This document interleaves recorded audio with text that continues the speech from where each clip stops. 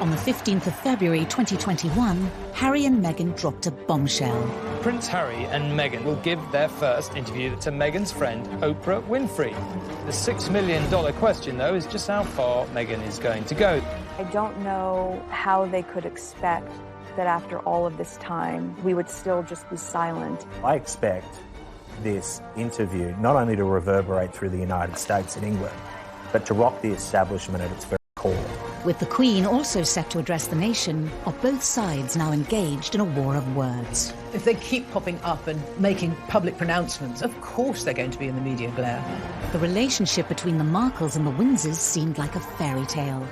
With the interview, and now allegations of bullying by Meghan inside the palace, which she strongly denies, it appears to be over. Outsiders have struggled to do well when they enter the royal family. Ever have disagreements about things? Oh, yes. Tonight, the inside story of when Hollywood glamour and ambition took on the establishment. Meghan wanted to have a celebrity boyfriend, and she definitely got that with Prince Harry. Forget the red carpets in Hollywood. This was something else. For me, it's an added member of the family. How did a marriage made in heaven descend into a public slanging match? I think Meghan's Hollywood background would have hit the royal family like a hurricane. Harry felt he was freeing himself, but probably felt like an act of vandalism against the monarchy. Stripped of their titles and patronages, The Sussexes are isolated from what everything the royal family means, and that puts the royal family at peril. exiled from royal life. The Queen's statement's a clean cut. You're out. In other words, you're fired. We miss Harry and Meghan.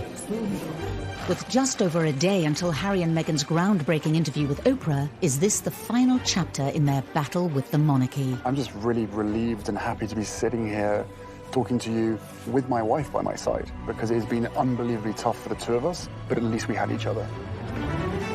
Meghan and Harry, they could have resolved so many issues, but they're stubborn. And is this the moment that Meghan and Harry finally reject royal service in favour of celebrity? There is no relationship between the Markles and the royal family.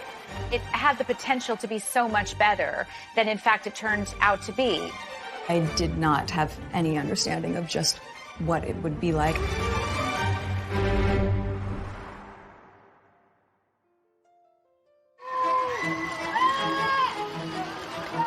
Harry new lives away from the royal family, having swapped the regal backdrop of Windsor for the luxurious Hollywood Hills, in a move that echoes Edward VIII's infamous abdication.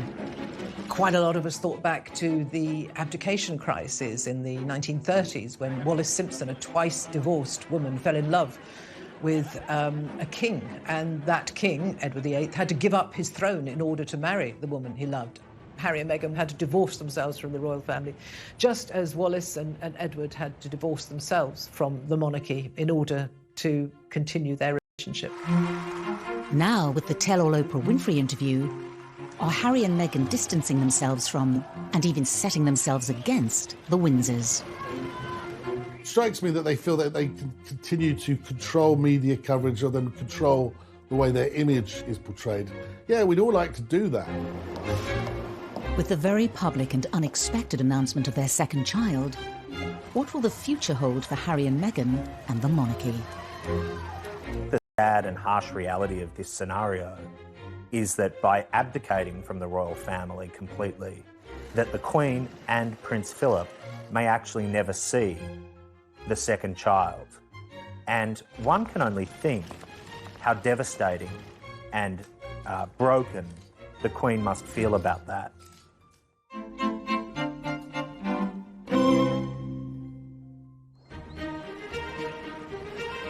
In December 2017, Meghan Markle made history as she became the first royal fiancée to spend Christmas with the Queen. Talk about a baptism of fire. Here was a rare exception being made. Kate Middleton was not invited as William's girlfriend to spend Christmas at Sandringham with the royals, but here was Meghan doing just that. The Queen is very strict when it comes to family, and so to be invited was quite a significant thing. I'm sure Meghan Markle was absolutely terrified. Although she had only met Harry the year before, Meghan was being fast-tracked into royal life. This extraordinary special treatment could have possibly annoyed other members of the family. Perhaps Andrew and Sarah, because Sarah Ferguson had famously been not invited to spend Christmas there when her daughters and ex-husband were there. Maybe a few people might have felt that their noses were put out of joint because they've had to work so hard with the protocol and the rules and the regulations. And here enters Meghan and is straight into Sandringham. I think it would have been a very diplomatic line that she would have had to walk. Despite the huge pressures of a first Christmas with the in-laws, being face-to-face with senior royals was a perfect opportunity to charm the firm.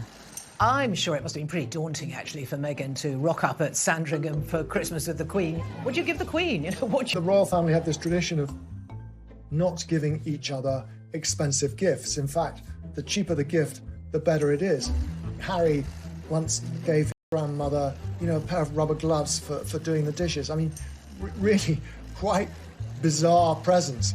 Meghan would have found that as extraordinary as a certain Diana Spencer did at her first Christmas by buying lavish gifts for her in-laws. She never made that mistake again.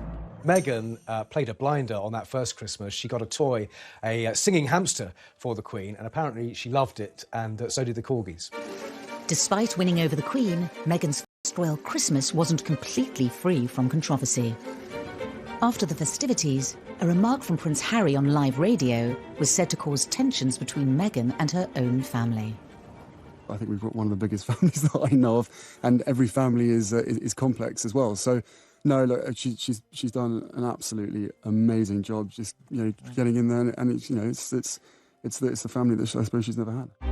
Harry was guest editing the Today programme on Radio 4 shortly afterwards, and he said they'd had a lot of fun at Christmas. And then he made a rather unfortunate remark. He said, I suppose it's the family she never had, meaning Meghan. Well, that went down like a lead balloon with the Markle family, obviously, and it's a remark they've never forgotten. The family Meghan was joining was a far cry from the world in which she grew up.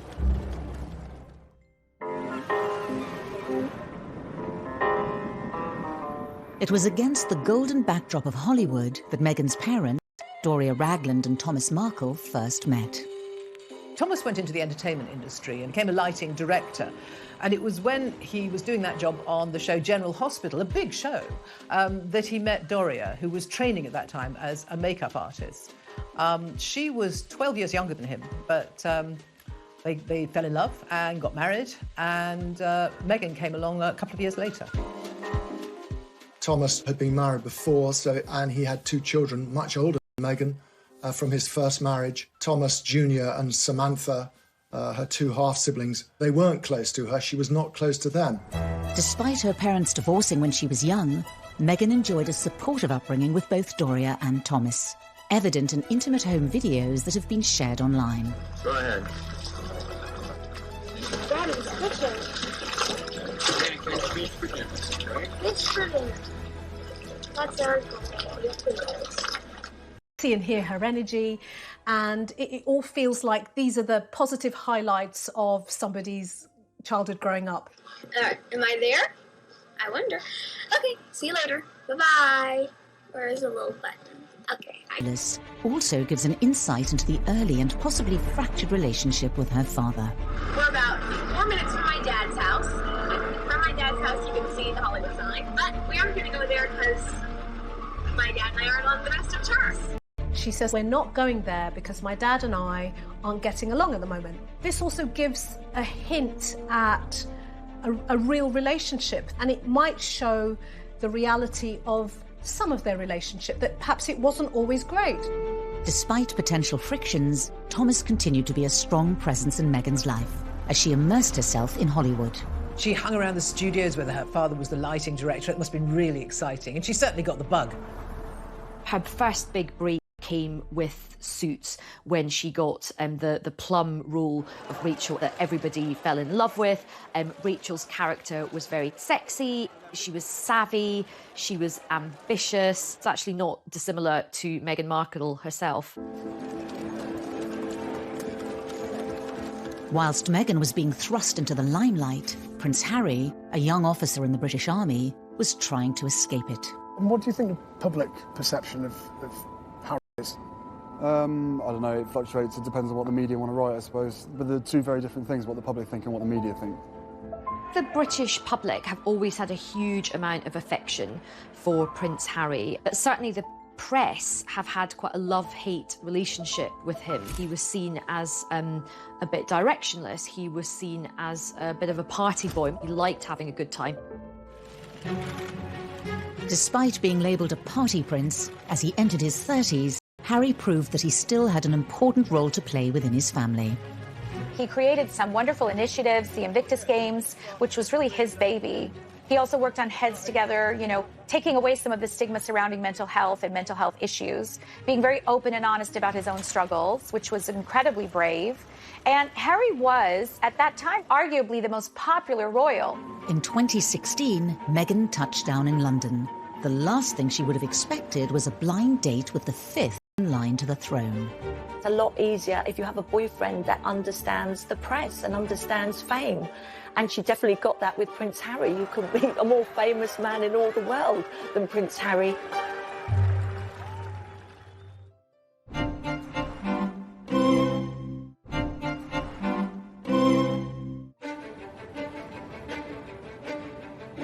Buckingham Palace proudly announce the engagement of Prince Harry and Meghan Markle. God save the Queen! At the end of November 2017, news of Harry and Meghan's engagement emerged from the palace. There was immediate analysis and commentary about the fact that the royal family was going to welcome in a woman of mixed heritage, an American woman, and a woman who was divorced. Two completely different families were to be joined together. But behind the scenes, tensions had already emerged. In my opinion, the engagement interview is when things really started to sour. You met each other's families, I imagine. Yes, his family's been so welcoming. And Meghan, your parents, do you think, well, very happy for you, obviously. Do you think they have worried at all about the scale of what you're getting into? Well, I'm sure at the onset, both my parents and my close friends were concerned. I did not have any understanding of just what it would be like.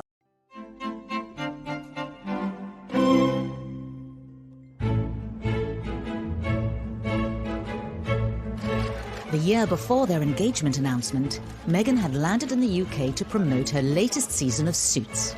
Lizzie Cundy spent time with Meghan as she settled into London life. Meghan and Harry were set up on a blind date by a mutual friend.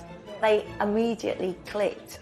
Harry actually said it was like love at first sight. She was so open, and he thought she was so sweet. And they just got on like a house on fire. Oh, yay! Thank you for watching. Hi there. Hi, Meghan. I'm Gerard. Hi, Gerard. Very few people knew the couple were dating, but Meghan let her mother Doria in on the secret. Any young man wants to make a very good impression, and I don't think Harry was any different. So when they met in LA in a rather luxurious mansion, he was a bag of nerves, apparently. She rather less so. She said that the meeting was a little bit surreal. I suppose it would be. Hey, Mum, here's a prince. But it went very well, and Harry has become extremely fond of Doria. She's been a close part of their lives pretty much ever since. But Harry and Meghan didn't meet with her father, Thomas. This is one of the great what-ifs of the whole saga. Why didn't Harry go to Mexico to meet him? Why didn't Meghan take him? Why didn't Harry insist before it all blew up? I mean, the whole thing was so avoidable, and I think Harry does have to take some responsibility for that. Thomas was simply not part of these early meetings. She seemed, as she got closer and closer to Harry and a royal life, to be less and less inclined to rekindle her relationship with the Markle side of her family. For a few months, Harry and Meghan were able to keep their relationship from the outside world. But eventually, their secret got out. There weren't many that knew, only a very few friends. Then suddenly it got leaked to the press that Harry had a new girlfriend. If you haven't read any of that coverage, she's Meghan Markle. About it. And Harry knew more than anyone things were going to change. Whilst Harry was used to intense media pressure, nothing could prepare Meghan and her family for the attention that followed. After the relationship became public, there was a huge amount of interest in Meghan. Some of it was extremely negative. There were things like that that I think put a really bad taste in Harry and Meghan's mouth in terms of the underlying and even blatant racism. With the glare of the world's media now upon both the Markles and the monarchy, questions were quickly asked as to how the relationship had reached the press. When in a relationship or dating with a member of the royal family from the palace, it's not an easy thing to keep secret. Prince Harry's got his close protection and they're very discreet, but at the same time there's other people who quite enjoy, can I say, a gossip. In the case of the leak about Meghan and Harry's relationship, which Harry was said to be incandescent and furious about, was rumored to have come from someone in Prince Andrew's camp. I have no idea if that's the case, but what I can say is that there are so many leaks in the family. There were rumors about Harry's new girl, and he was madly in love, and those got out, and I don't think Harry was quite prepared for all of that when it happened. The wave of intense media attention led Harry to take a public stand against the press. An explosive public statement from Harry was the first indication that the press were now on notice. He requested the media pause and reflect before any further damage is done. The one thing the royals are meant to do is make sure that everyone is on the same page. And the fact is that the Prince of Wales was abroad on an official tour. Charles himself was only given a matter of moments to scan his son's statement. And there was a feeling that Harry had been thoughtless and that he should have consulted his father, he should have consulted his brother more, and there could have been a more measured response. With Harry and Meghan's relationship now public, the media interest was out of their control. But Meghan would need to put all that to one side as she focused on important meetings behind palace walls. Meeting your in-laws is always a bit of an ordeal, isn't it? And meeting your in-laws when one is going to be a future king, meeting Prince Charles, must have been quite tough for Meghan. A bit daunting. But she is a strong woman. She probably marched in there and just got on famously because she's a woman with lots of opinions, lots of views, and a confident woman. And those are the kind of attributes that Charles likes. Charles famously adored Meghan. That first meeting went extraordinarily well. She was welcomed as a daughter, even more so than Kate Middleton was at the very beginning. As well as charming Prince Charles, Meghan also had a very successful first meeting with the Queen. Which is an extraordinary thing for the way the Queen keeps her schedule. Meghan was warmly welcomed. You know, here she is, articulate, bright, intelligent, well-spoken, beautiful, elegant. What's not to like? Despite charming Harry's family, did Meghan soon start to resent aspects of royal protocol? The Markle way, it seemed, was not the Windsor way. Meghan's first real reality check with how royal protocol works was when she was wearing a necklace with H&M on it and then told to remove it by senior courtiers because it might encourage the press. To be told what to do must have been quite a shock. Anyone would kind of think, hang on, wait a minute, someone telling me what to wear and which jewellery to wear, excuse me. Was it an early sign Meghan wasn't prepared to toe the royal line? She likes to have the freedom to do what she wants and when she wants. She wouldn't want to be told, what to wear at any occasion. You could look at this instance and say, was that the beginning of Meghan saying, I'm not going to have people like this controlling me?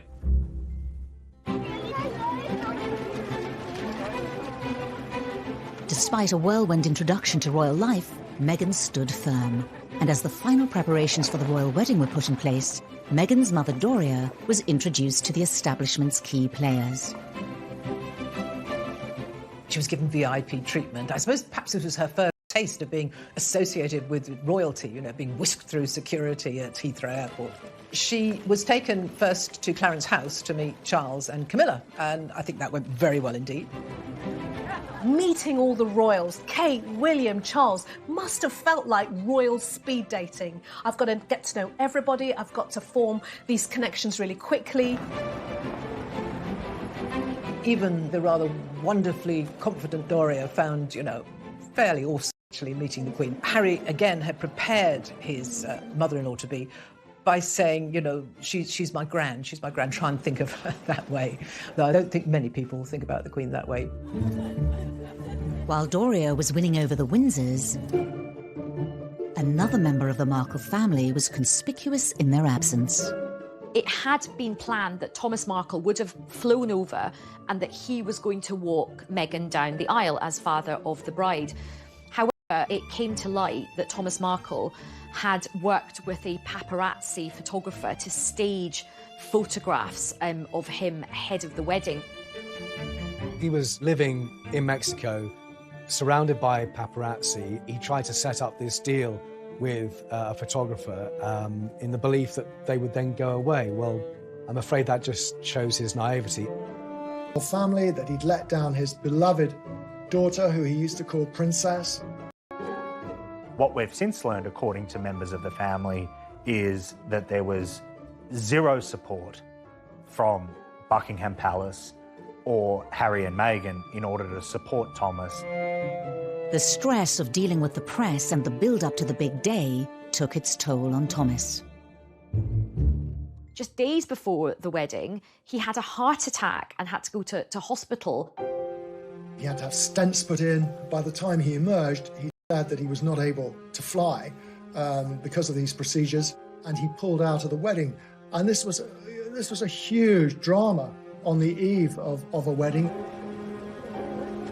I mean, it's stressful enough marrying into the royal family, but to do it with all this scrutiny and this media frenzy and this scandal around your family, you know, the stress must have been unbearable.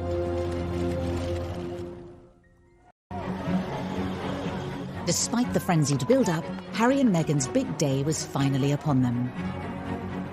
But with her father unable to give her away, Meghan was left with a huge dilemma. In finding a solution, she broke with tradition, leaning on Harry's father, Prince Charles. I thought it was the perfect embodiment, actually, of the modern woman, that she started out on her own, walked halfway down on her own, and then Charles joined her. It looked right. It sort of gave us an idea of what Meghan was going to be like. It sort of declaration of independence, if you like, on her part. I don't need anyone to give me away. I'm a free person. Was Meghan's independence also evident from the wedding's exclusive A-list guests? We saw Idris Elba and George Clooney and Oprah, you know, walking in. There was this kind of like, whoa, whoa, whoa. I didn't know Meghan knew all these people. It was a star-spotting day, and she looked great. The bride looked fantastic. It was a wonderful day. I think everyone just thoroughly enjoyed it, and you just felt a sense of true welcome of this young bride into the royal fold. To the eyes of the world, Harry and Meghan's wedding had the flavour of a fairy tale. Meghan wanted it to be right. She wanted it to be perfect, but she wanted it to be done her way, not the royal way, or how the other royals had done it. Forget the red carpets in Hollywood. This was something else. But even as the signatures on the wedding licence were still drying, the Markles' wider family were beginning to make themselves heard.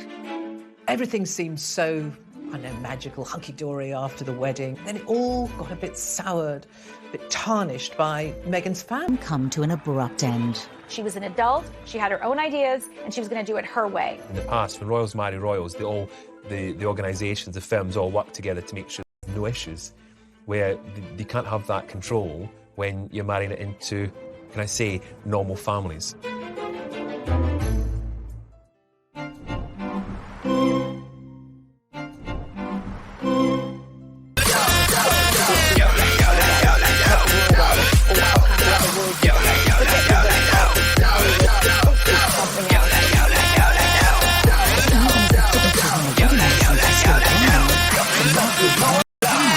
Ta là một gia đình là phải nhiệt tình để mà uống hết mình ta cùng nhau sắp sinh vì bất khả ép bất khả tư lừa được cũng ép sắp ép cũng phải như nếu hôm nay đã đông vui như thế thì không say là không về.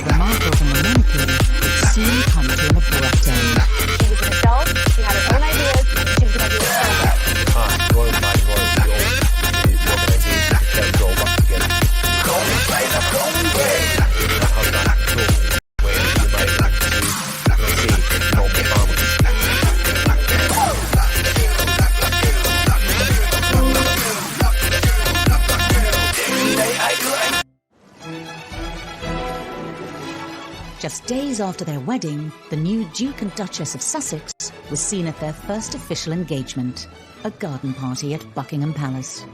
This one actually was a little bit special because the theme was Prince Charles's 70th birthday. And that must have been extraordinary for Meghan.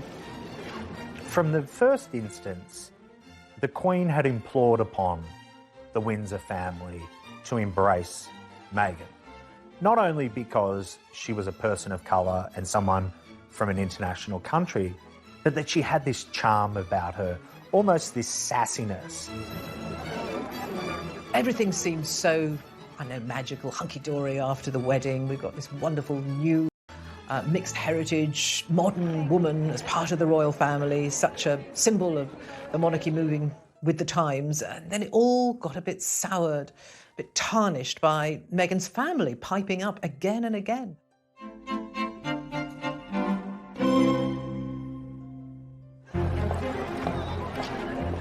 It's so good to have a role model or someone to look up to, but oftentimes when it's someone who looks like you or comes from where you come from, it's easier to connect and see it in a different way.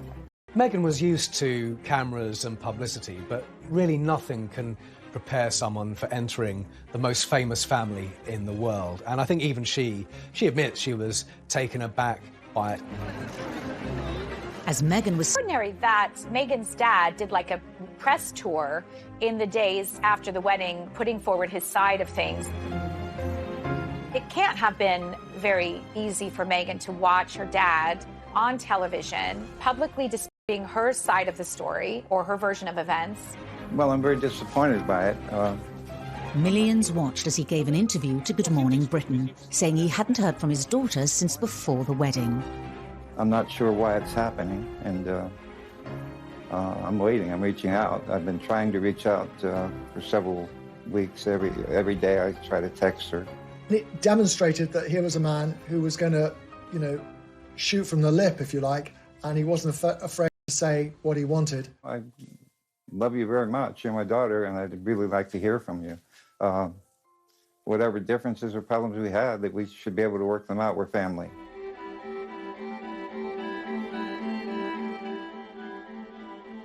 If you think about a father-daughter dynamic, and this is an intimate family space. So there are now three of them. It's Meghan, it's Thomas, and it's the media. I do have sympathy for Thomas Markle. This was a guy who had never been a celebrity, had never courted fame and being a celebrity, who was thrust into a national spotlight with zero support. In the past, when royals marry royals, the organisations, the firms all work together to make sure there's no issues, where they can't have that control when you're marrying it into, can I say, normal families. Seemingly to cope on his own, Thomas continued to speak out in the press. Meghan took full control herself because it was her dad, and the palace didn't feel that they could step in and insist on how she handled things with her father. She was an adult, she had her own ideas, and she was going to do it her way. If that's the case, it was a gross miscalculation and a huge mistake. Where was any help from Harry or anybody in the royal household to give him some guidance? Was he even offered it? Did he turn it down? I don't know. As her deteriorating relationship with her father continued to play out in the press, Meghan became centre stage in the royal family. Once you're in the family firm, you are put to work, and I covered their first big tour in the autumn, which was Australia, New Zealand, Fiji and Tonga. It was relentless, but, they were the most famous couple in the world, and the world wanted to see them. I think for Meghan, it might have been a bit of a shock because these tours are quite full on. The long days, the long hours, lots to do. British royalty and how to do things. Then a surprise announcement by the couple wrong-footed the royal press pack, signalling that from now on they were determined to do things their way.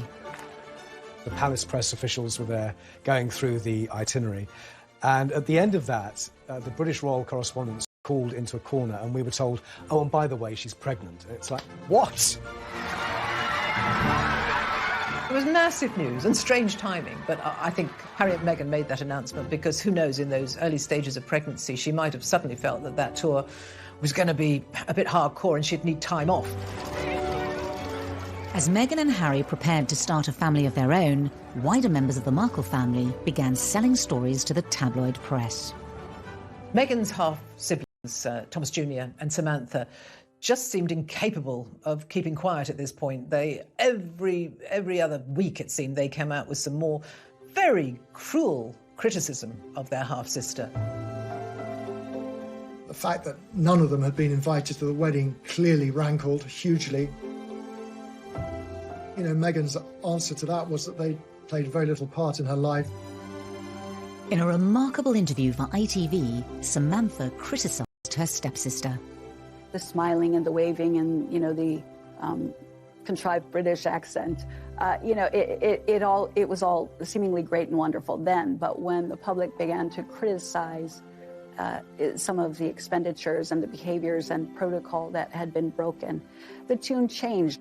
The Queen and members of her family must have been very disappointed, is probably the word, that Meghan's family had chosen to speak out in the way they did. What are the chicken eggs? So was Meghan's key ally in the Windsor camp also now under pressure? Charles has tried to be a support, a listening ear, to give guidance, to help the couple. But from the very beginning, Harry and Meghan have done things their way. The couple themselves were under increasing pressure in the media. Now the £2.4 million renovations to Frogmore Cottage came to the fore. Harry and Meghan took any kind of criticism very personally, and none more so than the debate over the renovations to Frogmore Cottage.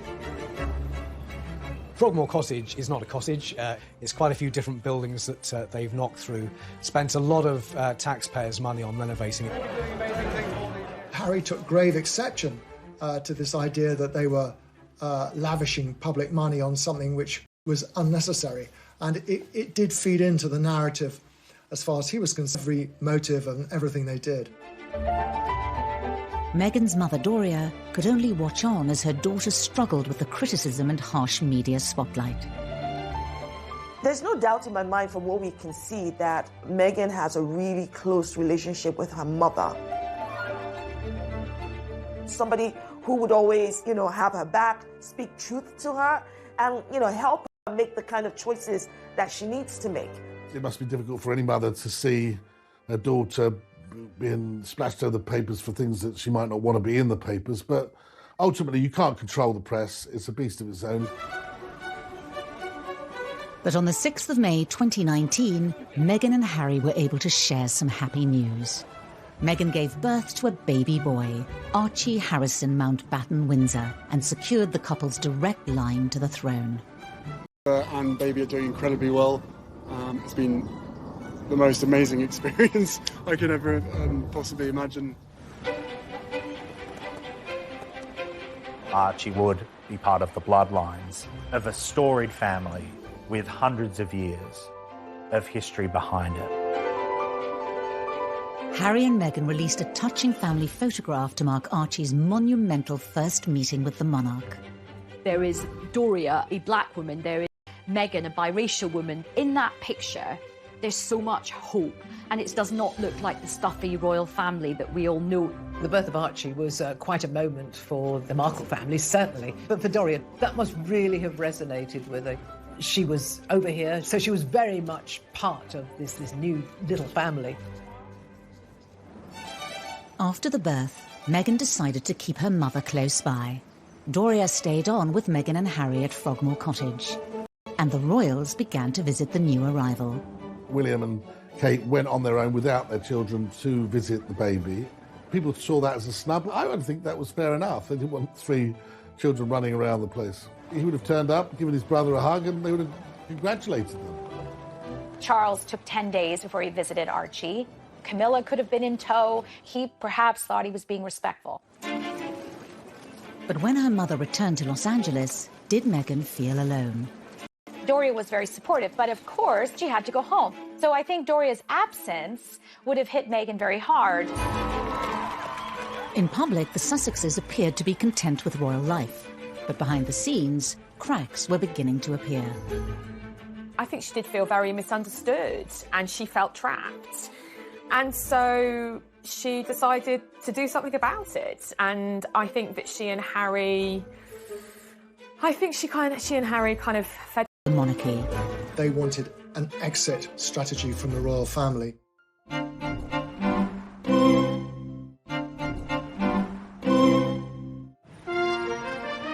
With the birth of Archie in May 2019, Meghan and Harry seem to have cemented their place at the very heart of the royal family.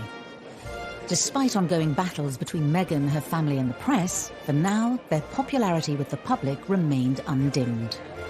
I think the Queen had high hopes for them being, great brand ambassadors for the royal family.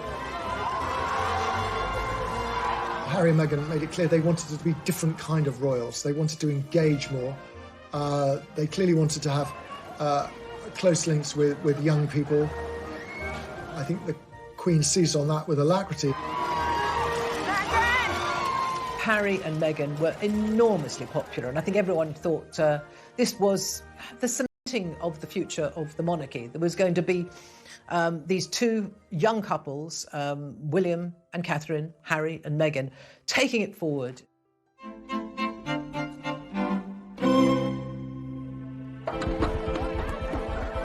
In September 2019, the new family embarked on a tour of Southern Africa. On the surface, they seemed happier than ever. You have given us so much inspiration, so much hope, and above all, you have given us joy. Thank you. But in reality, they felt under pressure. In a revealing interview for an ITV documentary, Meghan dropped a bombshell. Yeah, well, I guess, and also thank you for asking, because not many people have asked if I'm okay. But it's a very real thing to be going through behind the scenes. Remember, at this point, she's had an absolute beating from the press on a sort of daily basis. She had this horrible fallout with her father. She's also a new mother as well, and you can just see the sort of weight on her shoulders. Her mother would have been heartbroken that her daughter was experiencing all of this. The interview seemed to mark a sea change in the once happy relationship between Harry, Meghan and the rest of the royal family. Meghan seemed intent on sort of ripping up the royal guidebook, if you like, and doing things her own way. Over time, that turned into a stance against what's perceived to be royal norms, not speaking out, not seeking publicity, not challenging the press. And as much as the Queen tried her hardest to ingratiate. One of the rules of being a member of the royal family is you never complain about anything. So I think that they would have been furious. And the sad thing is, I think, she was just being honest about how she felt, but that interview probably made things about 100 times worse in terms of already frosty relations. For William, Charles, the Queen, duty and public service and loyalty to the institution always comes first. Being selfless is the creed by which the Queen, Charles and William live by. Harry then opened up on the relationship with his brother William. He revealed his true feelings to journalist Tom Bradby. Inevitably, stuff happens, but look, we're brothers. We'll always be brothers. We're certainly on different paths at the moment, but I will always be there for him, and as I know, he'll always be there for me. Harry's revelation further fueled the rumours there had been a breakdown in relations between the two couples.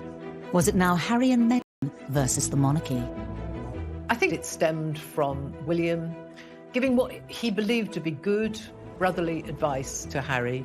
Make sure about your feelings about this girl.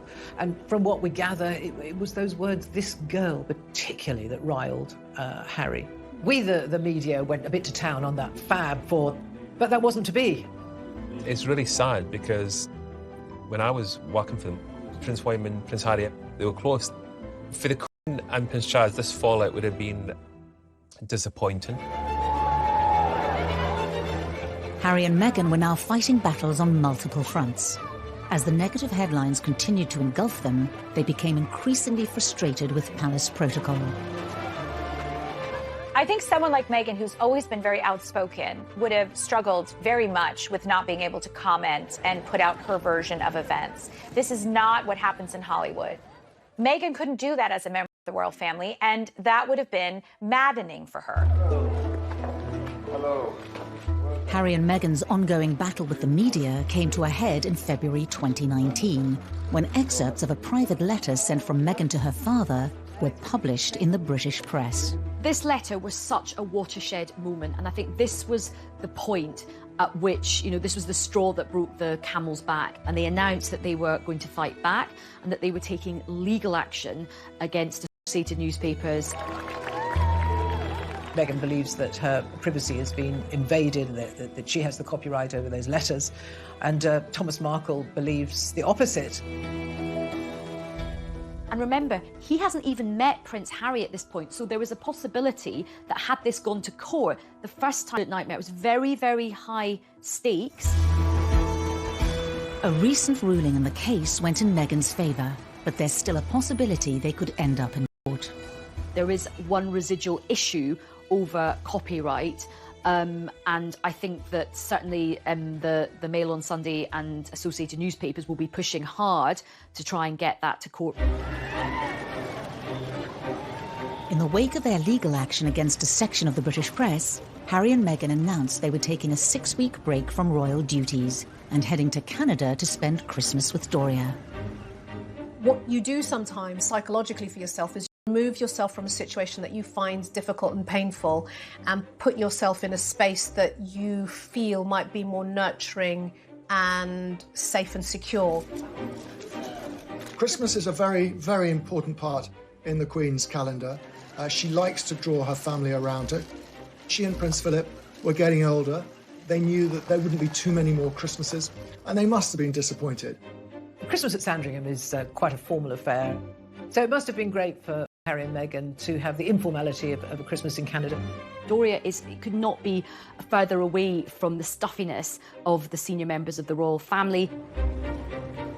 Although the festivities may have been relaxed, were decisions about the growing divide between Harry, Meghan and the monarchy being considered in Canada.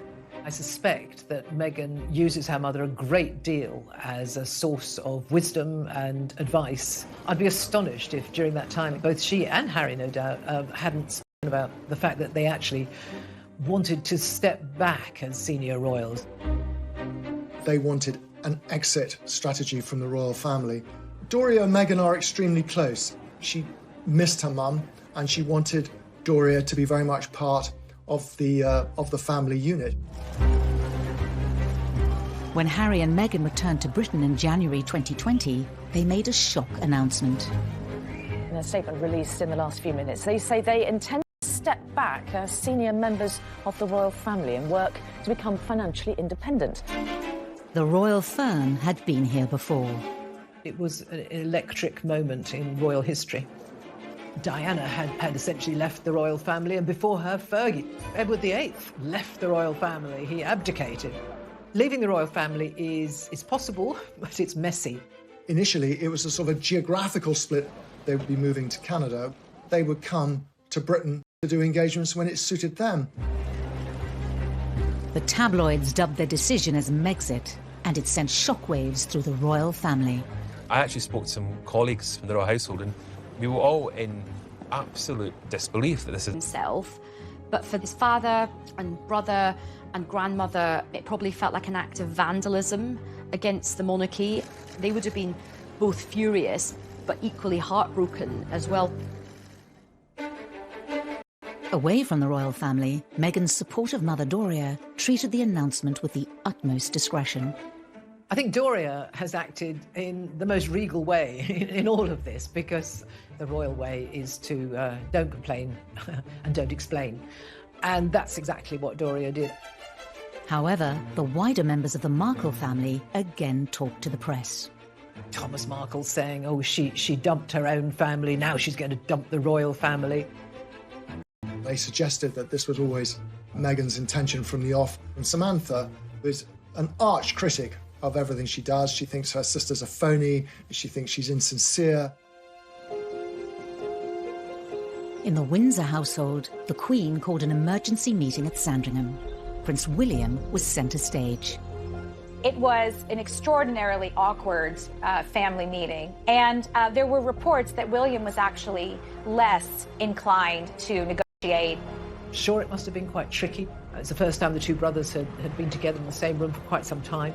The Queen, and certainly Prince William's view, was that the royal family doesn't work like that. As an institution, you've got to be around for the whole gig. You can't just pick and choose. The Queen issued a statement that outlined a transition period to allow Harry and Meghan to step back from their roles as senior members of the royal family.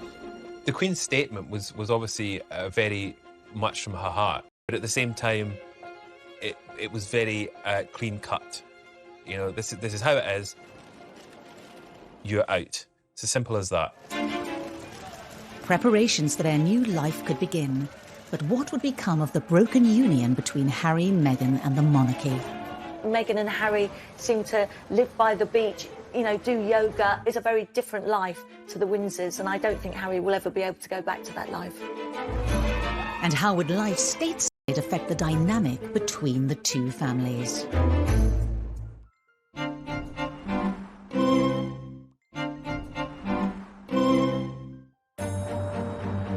In January 2020, Harry, Meghan and Archie left behind their royal life and home at Frogmore Cottage for a new life abroad.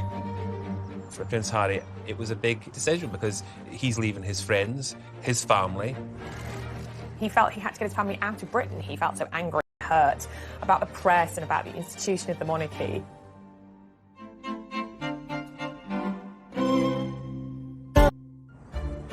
Barbara in California, a familiar glitzy surrounding for Meghan. Meghan and Harry live in Montecito, which is a very posh, fancy enclave.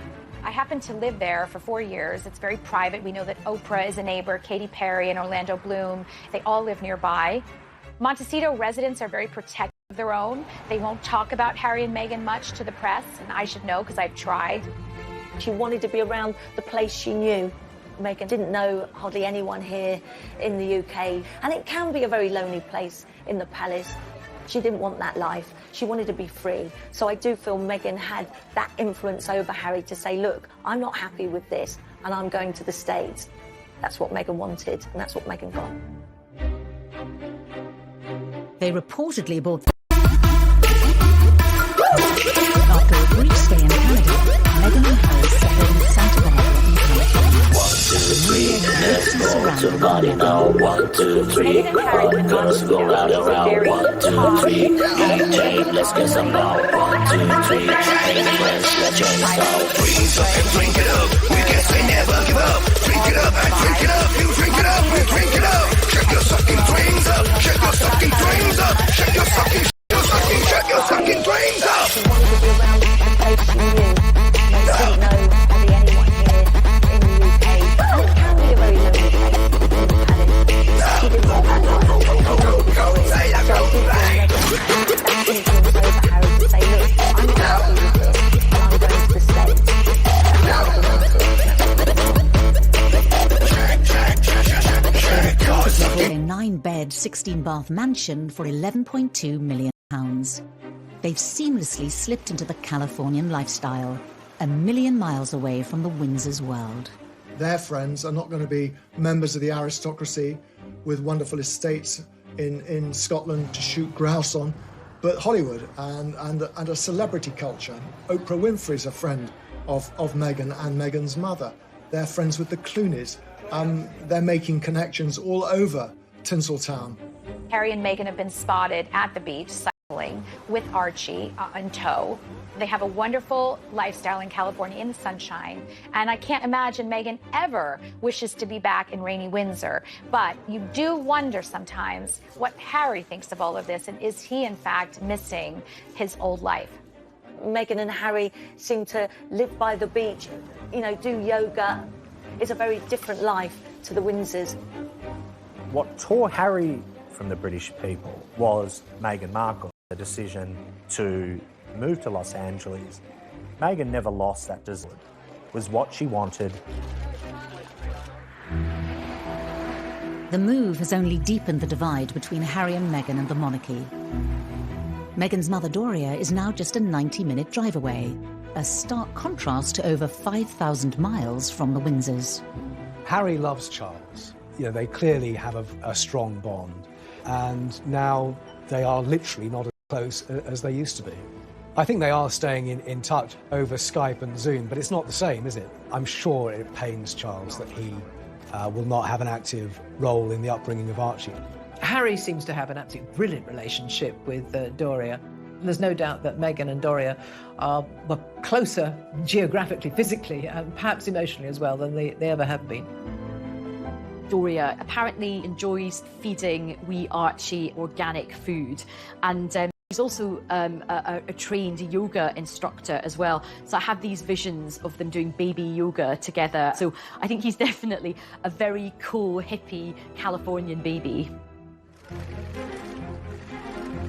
But could Harry and Meghan's plan to build their brand and become financially independent from the Windsors push the families even further apart?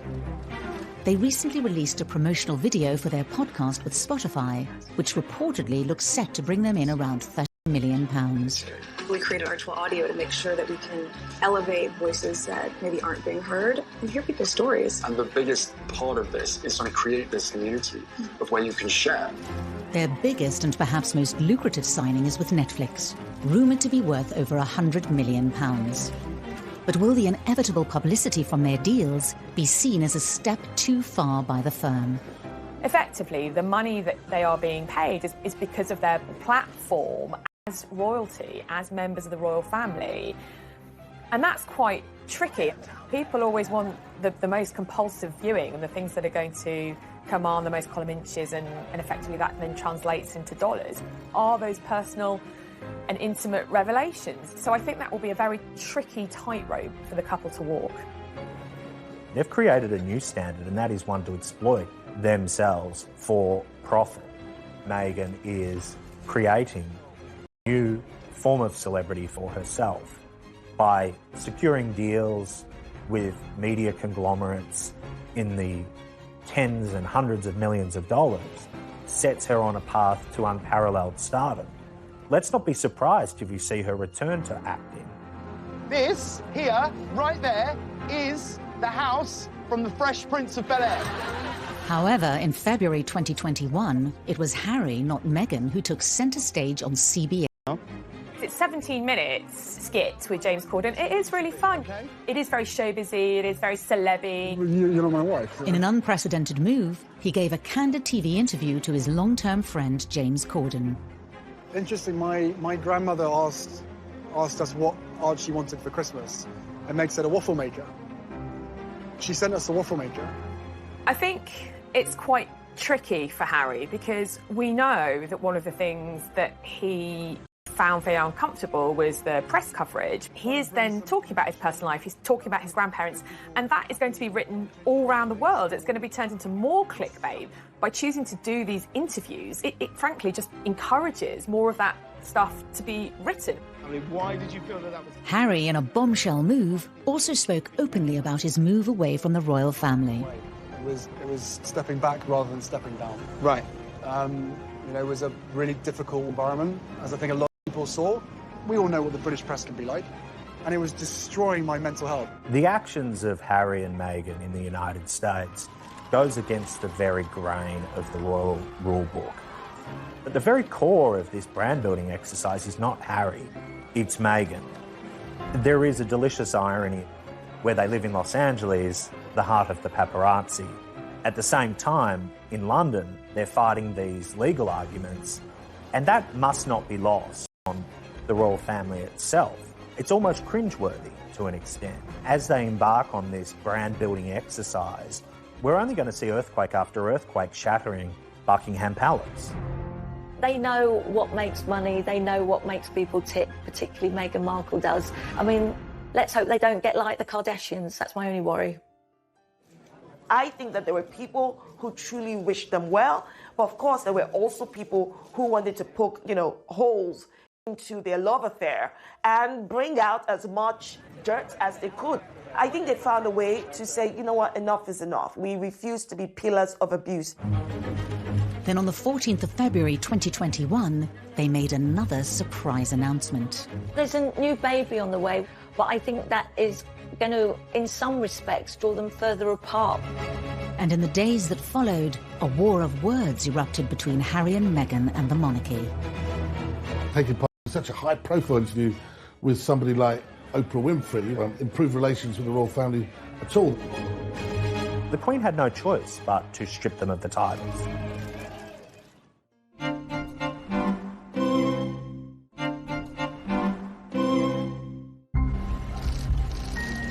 On Valentine's Day 2021, Meghan and Harry announced their second pregnancy to the world. New baby on the way, which is amazing news. But I think that is going to, in some respects, draw them further apart. They're going to spend most of their time in the US and they want to make their life there. The chances of the newborn reaching England in the foreseeable future is next to zero. And one must sympathise with the Queen. That's disheartening and heartbreaking. Increasingly, one wonders how much influence the royal family will even have. The royals are going to become distant relatives, I suspect.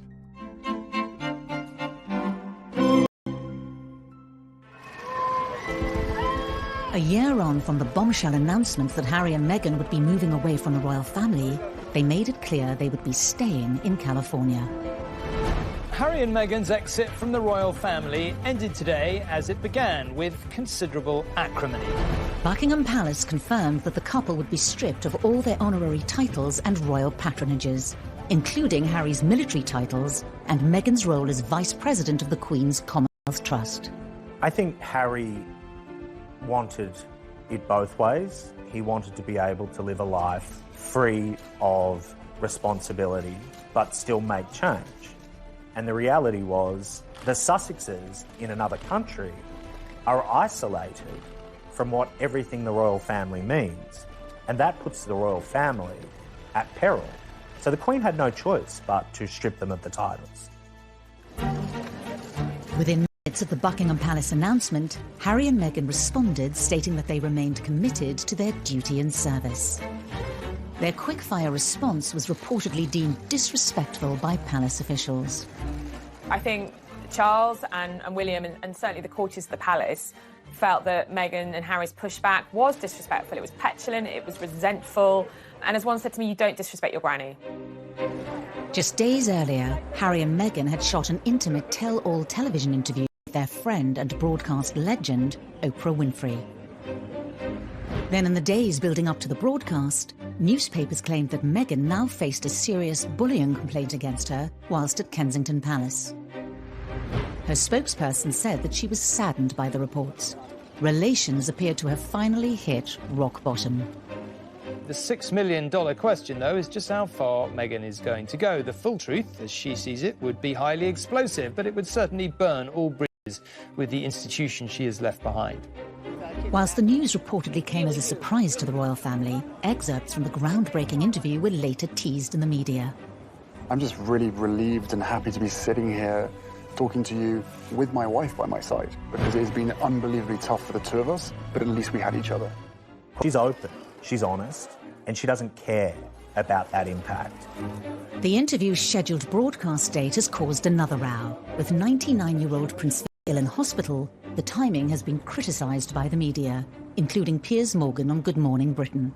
And I'm sorry, I think we're entitled to say this is incredibly distasteful, to be doing this kind of confessional in which they're bound to be critical about the royal family and the monarchy at a time when his grandfather is in hospital and clearly quite seriously ill. He wouldn't be in there for 2 weeks. It does smack of hypocrisy, taking part in an interview, such a high-profile interview, improve relations with the royal family at all. In the days leading up to the broadcast, new revelations from the interview exposed the increasingly bitter war between Meghan and the monarchy. How do you feel about the palace hearing you speak your truth today? I don't know how they could expect that after all of this time, we would still just be silent if there is an active role that the firm is playing in perpetuating falsehoods about us. It's almost like Prince Harry driving a wedge with a sledgehammer through his relationship with Prince William. William, as a staunch advocate of everything that the royal family means, is obviously going to be dragged into this. I expect this interview not only to reverberate through the United States and England, but to rock the establishment at its very core.